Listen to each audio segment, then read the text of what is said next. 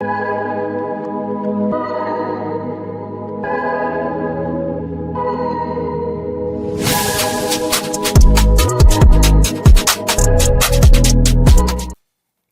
everybody, this is your girl Nikki Nicole of Divas of the Roundtable podcast. I'm joined here today with my lovely co-hosts, Ladybug and Spicy Red.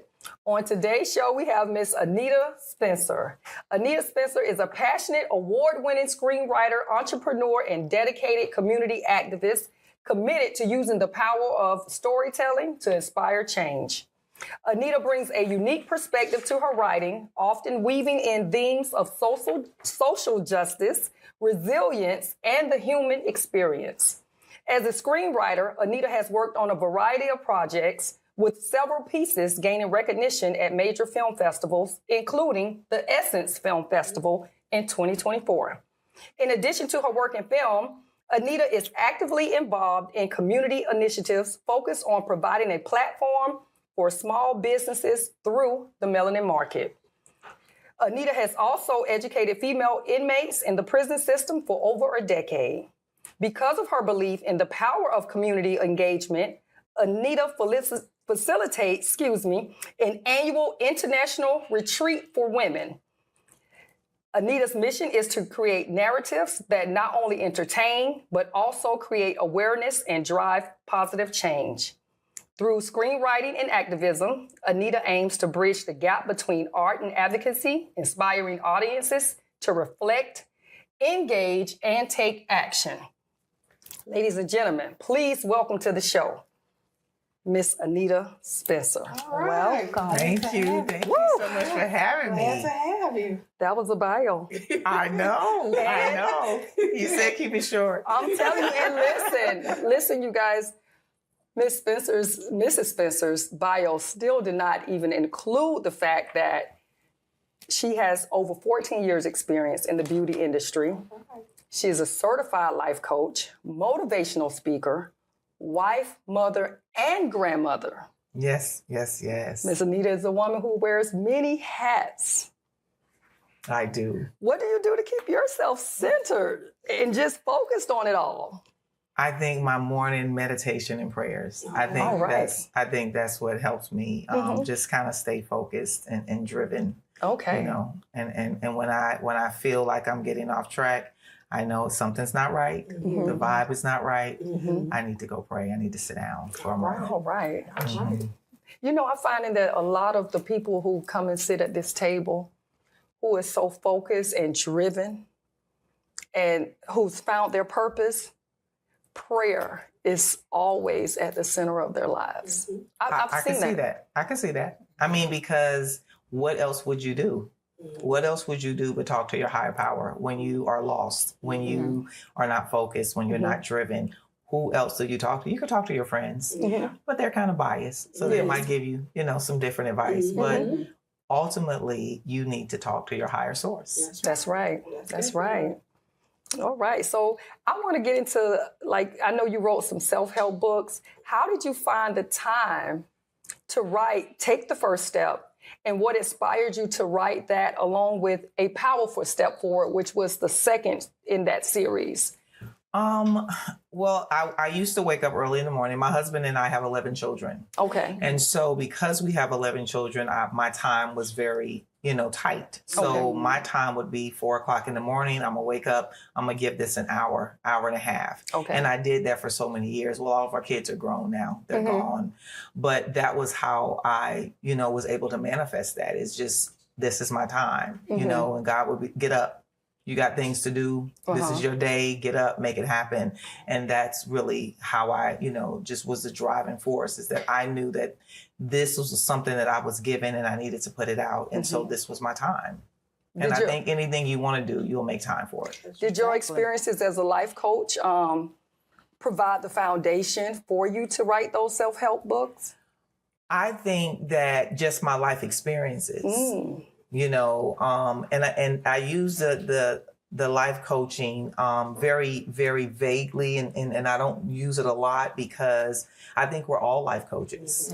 When you look at it, we all have our experiences. We can sit down and we can talk to some young girls and tell them some things from our experiences. So I think when the life coach thing came about and everybody was becoming life coaches, I think that ultimately we all are. Okay. And so for me, it was just about getting the word out that I was given. Okay. Okay. Yeah.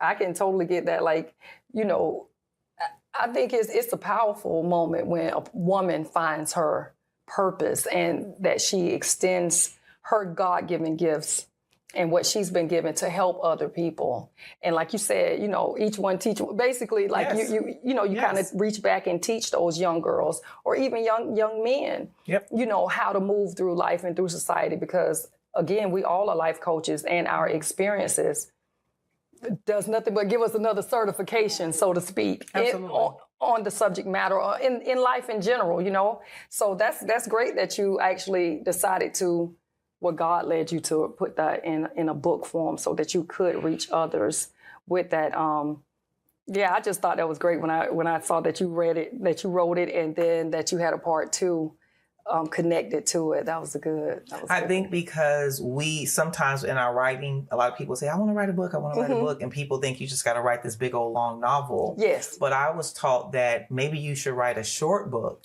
and create a series and people will just follow the series. Yes. And so that kind of helps. And so I think that is how you also can get your book there. Like, you know, I don't have to have 1,000 chapters. I can do 10 good chapters and impact people's lives. And so that's what, you know, how I did and what was driven, how it was made for me. Yes. You know? Yes, I agree with that. Because you kind of just grab them and let's talk about it and let's get it out there, get the information out there. And then, because a lot of that is just filler with some of the other stuff. I'm not going to say all novels or books, but it can be just filler, you know. Because I did that writing papers in school, and they read 1,000 words. Boy, you go into different, you know, words that you normally would do short, you do the 2 words and stuff like that. Just a lot of filler, but you kind of cut to the meat and potatoes of it. Just get the message out there, And I think Black women are that way. I think that we are let's get to the meat and potatoes of it. I think we're those type of women. And I think strong women are that way. I think, and I say strong loosely because I think we are always talking about being strong, you know, Black women, but you don't ever hear a strong Asian woman or the strong Hispanic women. It's always us. And it's okay to be soft and sing. Yes. I like that, soft and sing. And I think that we just need to transition because it helps us. Yes, you know? I agree. So I have a question. With all that you do and being a mother of 11, that's a lot. Who's your greatest influence or inspiration? Oh, wow. Probably my mother. Okay. My mother. You know, I think women who came from a different time, they know things differently than we do. We have to rely on them. And I think sometimes in this day and age that we're in, because my mother was a hairstylist. So I've been doing hair since I was 8. Okay. You know, so I'm a 3rd generation hairstylist and her mother did hair. But, you know, when you see women who've been through a lot, and I think nowadays kids feel like because they're educated, they're smarter than we are. Yes. And it's really not true because Big Mama might have had a 3rd grade education, but she could heal you. Yes. And so I think that we just got to kind of look at those things and look at those people that came before us, the shoulders we stand on. Yes. Exactly. Right. I definitely like that. So let's go into the Melanin Market. How did you come up, or what was this idea of creating this Melanin Market? Well, the Melanin Market was actually co-founded by Don Curling and Angie Nixon, who is one of our state representatives. Yes. And they asked me to come out and host when they first started. And so I had no issue. They were, you know, I dealt with them and seeing the things they were doing in the community. And then when Angie Nixon transitioned to become a politician, they asked me would I step in and be the vice president. And so I came in to do what I could to help push the program and the journey forward. And that's how I got involved, you know, because I feel like no matter where you live, what you're doing, you have to give back to your community. You have to give back because that's, as long as your hands are open, you can receive. And I think we don't give enough. You know, it's either you're a giver or a taker. Yes. And so I think it's okay to get involved because it's going to impact people. And I think that was the big thing for me, is seeing what they were doing, the businesses they were impacting. And I was like, I want to be a part of that. Okay. Yeah, because I love it. Yes. I love the experience. It is a total experience. Every time I go, it's bigger and bigger. So what made you choose that area or that location where it is? Historic. It's historic. I mean, I think that's ground zero for a lot of Black people here in Jacksonville. And I'm not a native, but just to know that and to know that that's where most people got their start and their people there and their foundation. And so that's why that area. And Dawn, I think she's a fourth or fifth generation of out east. And so that was very important. And the Melanin Market is coming up this Saturday. Yeah, so, you know, we love it. We love impact in the community. Yeah. So I noticed in my research, the Melanin Market online, it shows that it's in different states.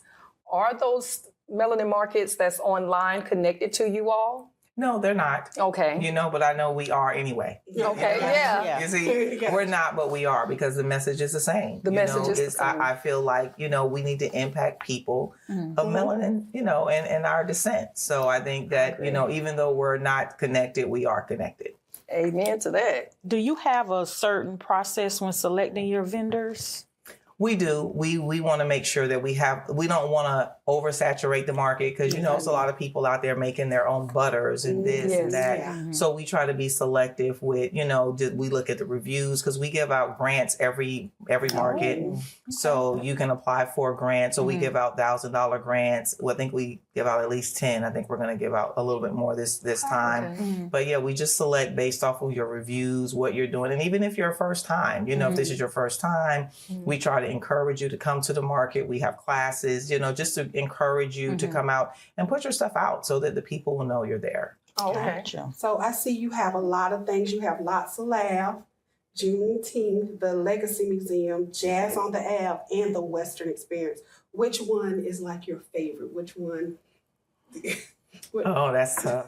That's tough. I think I like them all, but I think for me, I like Black History Month and I like Juneteenth. And I like those things because what I always say as a host is that when you spend money with a Black business, you impact a Black family. Yes. Families create communities, communities create empires, and empires create dynasties. Yes. And those things are important as long as we can impact. Because before we were integrated, we gave up so much just to be in proximity to white people. Yes. And so for me, I'm like, it's time for us to, you know, come back. We got to come back to some basics. And I think that that's where we are. And that's why I like doing what we're doing with the Melanin Market because we got to encourage people to be in business. You know, that's our family. You know, other cultures, they have businesses, they take care of their families, they send their kids to college just from their businesses. And so even if you have kids that get in trouble, like when I go into the prisons, those people are going back to the very environments that got them there. But imagine if they could come out and their family owned a business and they could go work at that business and things like that. That would change our community forever. It would, yes. So I noticed that you all do the bus tour where you all travel around to local Black-owned businesses. Tell us a little bit more about that. We came up with the concept last year, and it's just called cash mobbing. And the reason that we do it because it's a direct impact. Okay. And what we do is we have a bus, we get a charter bus, and it's Black owned. Okay. And we fill it with people, and we let them know we are going to these Black businesses to impact. Come ready to spend. And I think when you do that, it's giving a direct impact. And we went to a lady shop, and she was like, I didn't know how I was going to pay anything. My partners pulled out on me. She said, she was just crying. She was just at the register crying. And I just feel like those things, those are the impacts that we have to have in our community. And then people that are on the bus now know where you are. Yes. So now we can come back. I can bring my family. I can bring my friends. And so I think those direct impacts is what we have to do. You know? Do you all plan to do that annually or several times a year? Well, we do it every other month now. Every other month, yeah, okay. So we're doing it every other month. And we want to take our show on the road. You know, we want to get in touch with other, you know, cities and states and say, hey, let's cash mob people. Like, where are these Black businesses? Where are the Black grocery stores? Where are the Black gas stations? Because those essentials we need. And so even like now, my son lives in Milwaukee, and in Milwaukee, there's a Black husband and wife. They own a BP gas station. So I buy my gift cards from them, even though I use them here. The impact is for them because that's where I bought it. That's where it originated. Those little things like that, we got to do that because not a lot of Black gas stations anymore. not. Yes. So Definitely not. we got to just kind of figure out how to support our people the best way we can. And those are the ways that we can do it, I feel. I love So that. every other month now, is there any other ways that we as a community can help impact, supporting our own? Do you? Absolutely. I think if you go to our website, go to the Melanin Market, let us know where Black businesses are. Let us know who's in business. Like even with your podcast, like let us know. Come to the Melanin Market, set up so people will know what you're doing, you know, because you ladies are impacting our community. Any impact we can get, any encouragement we can get to show young girls, like you can do this, or young men, you can do this. You know, I think that is what we can do. I think being in people's face is how people are going to know. Yes. You know, and you can't get no better than that. That's true. That's true. Because I'm telling you, when I saw the video of you guys on the bus going around, and I was like, that's genius. You know, like I never thought of that. You know, like my reach kind of went to like going to Auntie Peaches or buying from Mela Miracle, you know, stuff like that. So I just thought it was great just to be able to go around, because me as an individual here in Jacksonville, born and raised, I don't know where all the Black shops are. Exactly. You know, so you kind of just, if you want something, you just go to where you know where it's at. Right. So letting people know where these places are at is crucial to the support. And I wish I could have been on there helping support that sister who didn't know how she was going to pay, Yes. you know, or what she was going to do. Because those are good, feel-good moments that Absolutely. that And make it's a people lot feel of our better. businesses out there that, you know, we're prideful people. So we may not tell people like, I'm having trouble. Can you help me? Yes. I just seen online a gentleman opened up a buffet on they're Dunn closing. Avenue. They were only there for 4 months. Like, why Really? didn't we know that he was in trouble? You know, he was on Dunn Avenue, been there 4 months. And I'm like, now he's closed. I'm like, why didn't we know so that we could support on Sundays after church or whatever Yes. we're doing? Those are the things that, and I understand that we're prideful people, but sometimes, hey, do you guys know anybody? We are in business. We need some help over here. It's okay, I think. And I think that we just got to get into that mode, because there was a time when we really helped each other Yes. on a different level. Yeah. Yes. And so I think we got to just really get back intentionally. Yeah. Intentionally. Yeah, because I spoke on that yesterday. I was with a nurse practitioner, and me and her was talking, and we were talking about, we had similar backgrounds as far as having our children young and stuff. And we were talking about the village. And I said, everybody talks about the village and everybody is so pro-Black, but they got to understand, saying you have a village, it's so much more than just saying those words. Absolutely. It's action. Absolutely. It's action, it's support. I said, if you go back and look at a lot of the like African nations and stuff like that, and people that their village, they support the elders, the young mother, the widowed woman, you know, everybody, just the lame, everybody got support and they all pitched in. And that's what we need to do as a community, as a big village of African Americans here in the United States. That's a big village. Yep. And we all can help each other. But I think one of the things that we also have to understand, it's almost like, you know, in your travels, I travel a lot, and you travel, I know you told me. And you think about people when you go to New York. You know, a lot of people say, you know, you go to New York and people don't speak. They don't speak. And we got to understand that sometimes the reason people are like that because they've been moved too far away from their village.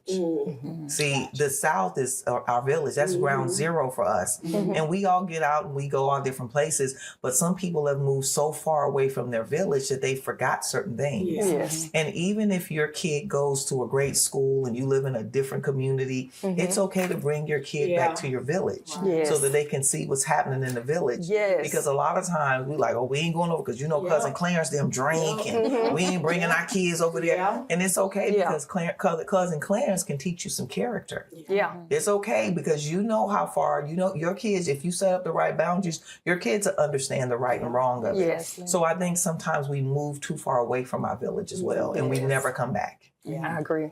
I agree.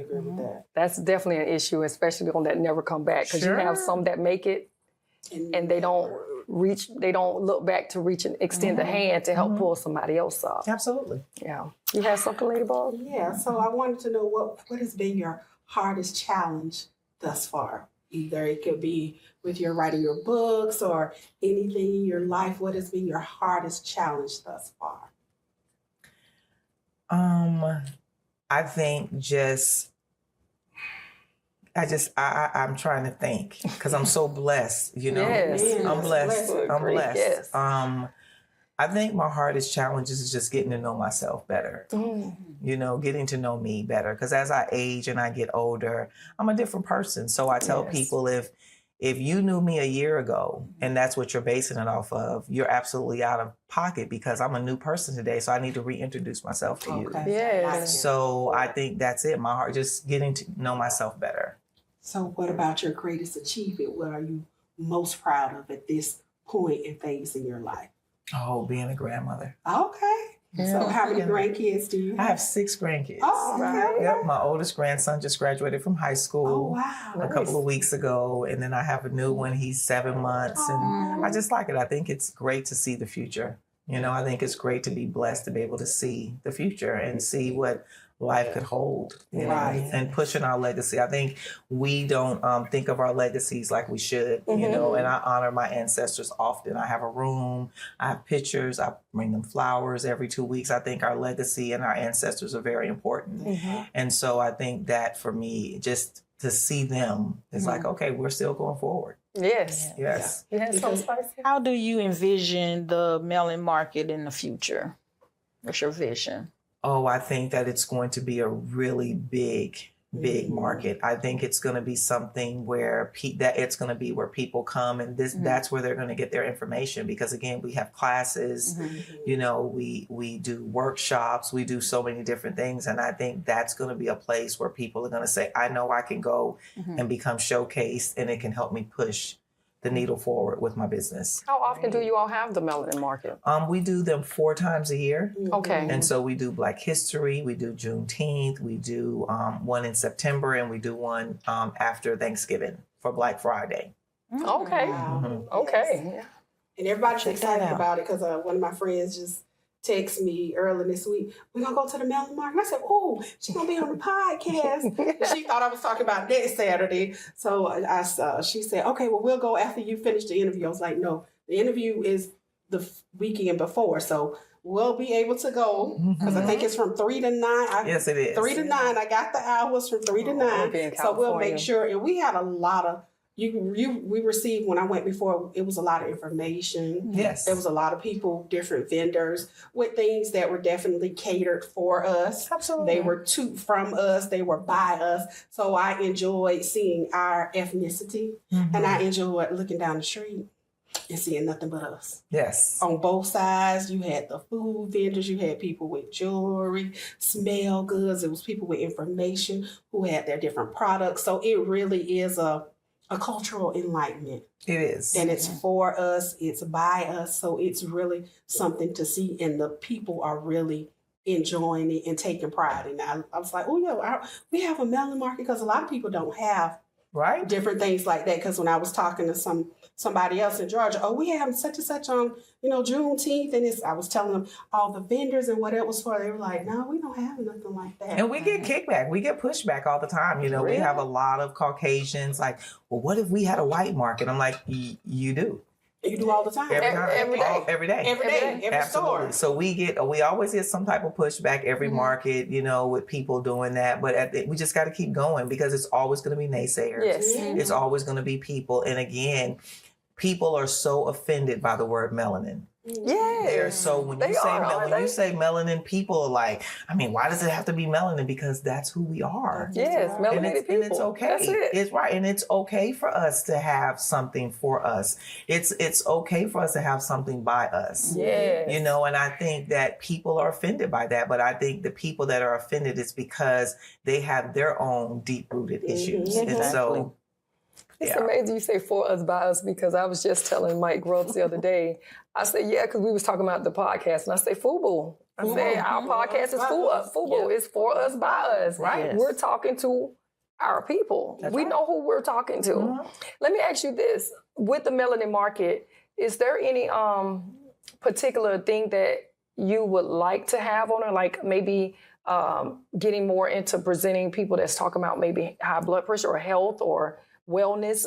Is there another lane that you would like to see presented there? We have Blue Cross Blue Shield come out. Mm-hmm. What I would like more of is I would like people who are farmers. We want more fresh fruit and vegetables. We want to feed people because, like I say all the time, I appreciate the Beyoncés for building, affordable housing, but you're building them in food deserts. What are people going to eat? Right. Yeah. We need food. And if you control the food, you control the people. Exactly. Yes. So I just feel like we want more vendors who want to share their foods and their fruits and vegetables. Come out.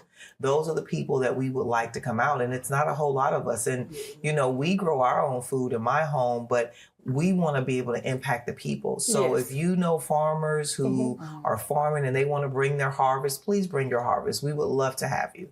Okay. And it's just so amazing how far we've gone away from that. Because I can remember growing up, my great-grandmama was born in 1913. On US 1, they had a farm. And she had 6 brothers. I remember as a little girl, we had to till the field and I dropped the seed. My brother patted. And on Saturdays, we would pick it, and the brothers and sisters, this sister grew this brother grew that.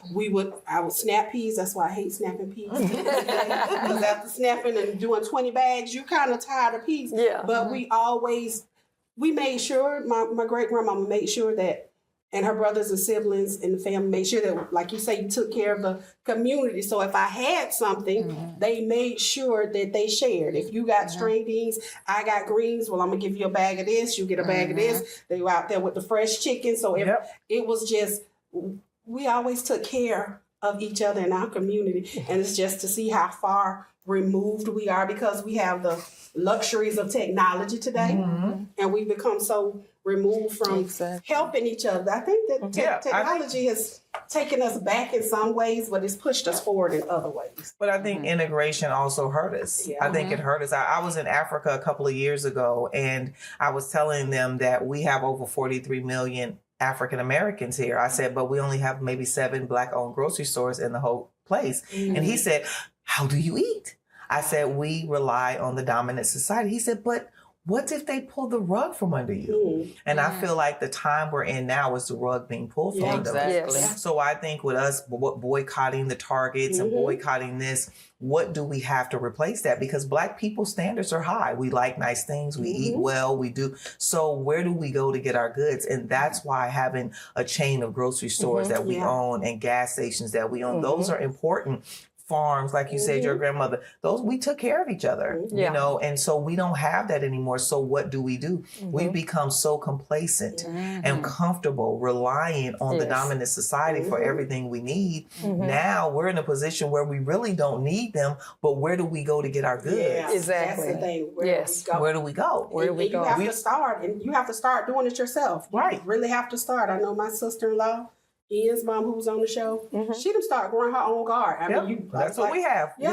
And we've been growing for probably almost 9 years. And so my thing is, that's what you do. Like, we got to start taking care of ourselves. And it's hard because you've been reliant for so long that you will pop in a Target because it's easy, it's convenient. But again, our ancestors didn't have that luxury of popping across town and we had to take care of ourselves. And I think right now, it's almost going to be like an addict that's weaning themselves off of a drug. We're going to have to wean ourselves off the dominant society and the reliant of them.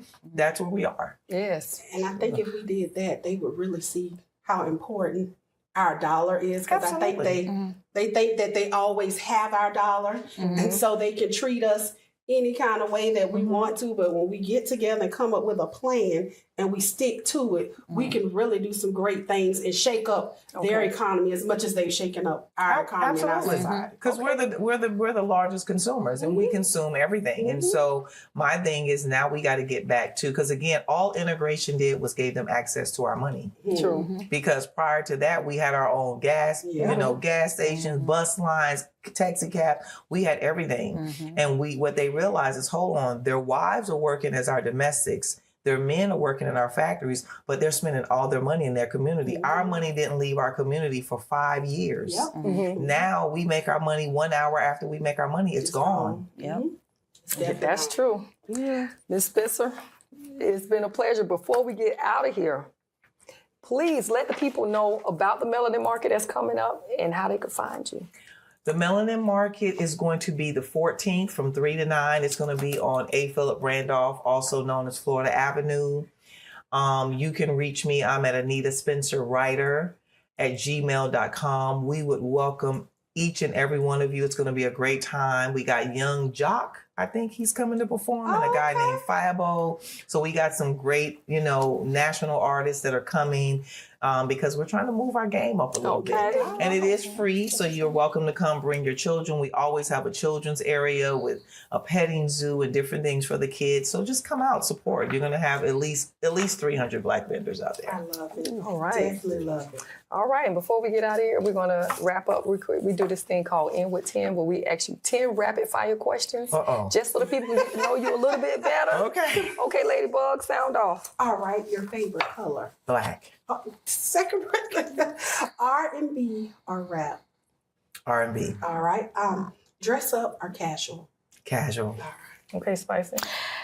Okay, if you can go anywhere in the world, where would it be? Africa. Okay. Stay at home or dine out? Stay at home and cook or dine out? Dine out. Okay. Lil Wayne or Kendrick Lamar? Kendrick Lamar. Okay, what is your favorite movie? Malcolm X. All right. All-time favorite on the show here, Boys to Men or New Edition? New Edition. All right, okay. And Paris or Japan? Japan. All right. There you go. There you guys have it. That's Miss Anita Spencer's End with 10. Don't forget, if you get that call from the school telling you come pick up your bad behind kids, think of my girl Ladybug. She's been in education for 27 years. Yeah. In August, it will be 28 years, Ladybug.